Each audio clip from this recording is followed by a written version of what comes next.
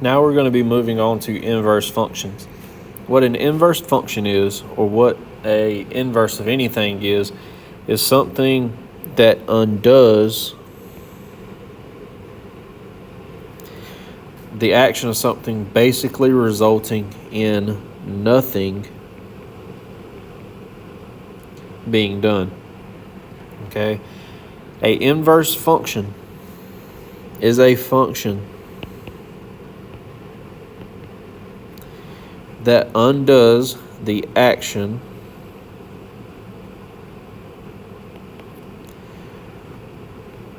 or input of another function.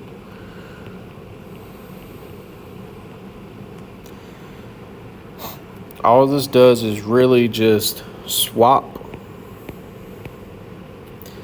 the x and y values of the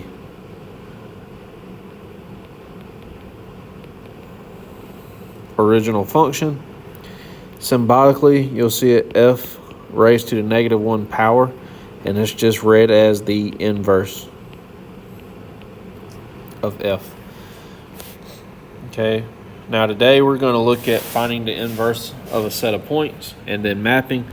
For a set of points, again, big picture here, just swap x and y. So if I give you a set of points, so the set of points 2, 3, and -4, 13, and I want to find the inverse of this. So if I have this as f of x,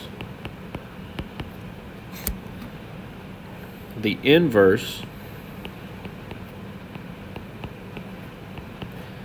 is very simply 3, 2. Over here on the right, it's going to be 13, -4.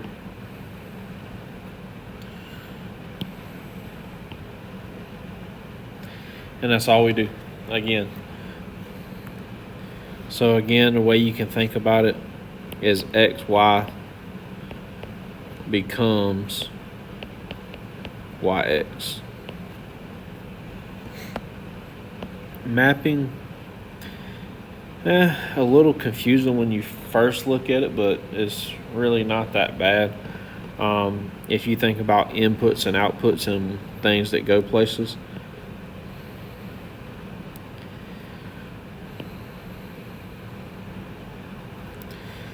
All right. I'm going to pick a couple of points randomly. -1, 2, 7, 5, 11, 19. We'll make that a -5. And just say we have something that looks like this.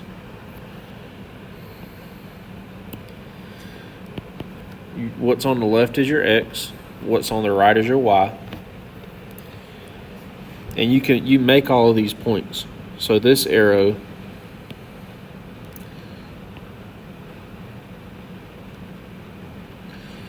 is the point -1, 19.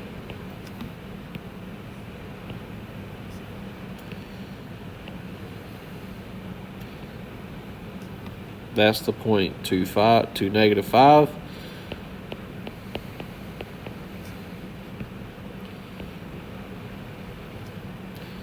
And then last but not least is 7, 11. So if you don't like the map and you actually want to think of these as points, you can. But now the map for the inverse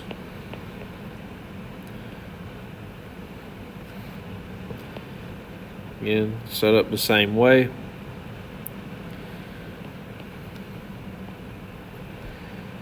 The inverse x is really just my original y's. So -5, 11, and 19. And my inverse y, or output, is really just my original x values.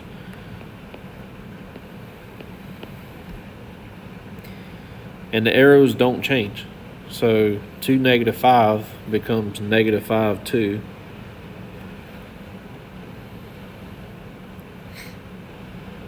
$11 went with 7, so that's not going to change.